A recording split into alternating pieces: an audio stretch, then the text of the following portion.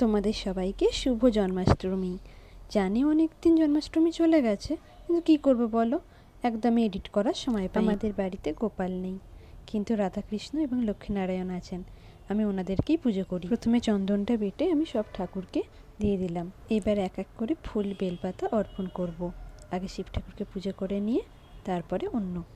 দেখো, কথা বলতে বলতে আমার সব ঠাকুরকে ফুল বেলপাতা অর্পণ করাও হয়ে গেছে। তোমাদের হয়তো অনেকের বাড়িতেই জন্মাষ্টমীর পুজো বড় করে পালন হয়। আমারও এক পাশে দিদির বাড়িতে জন্মাষ্টমীর নিমন্ত্রণ থাকে প্রতি বছর। ওখানেই দেখি কত রকমের ভোগ লাগায় ঠাকুরকে, কত সুন্দর সাজায়।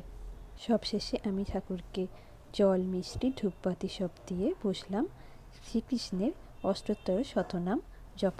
এই বইটা আমার প্রতিদিন পড়া হয়ে ওঠে না, আমি এই বছরে একটিবারই পড়ি। এরপরে গিয়েছিলাম অফিসে, আর আজকের আকাশটা দেখো কত সুন্দর। আজকের অফিসে তাড়াতাড়ি ছুটি হয়ে যাওয়ায় বাড়ি এসে ছাদে গিয়েছিলাম, আর সেই আকাশের ছবি দেখো, খুব সুন্দর লাগে আমার এই আকাশ দেখতে। আজকের ভিডিওটা এই অবধি। ভালো লাগলে একটা লাইক করে দিও। টাটা।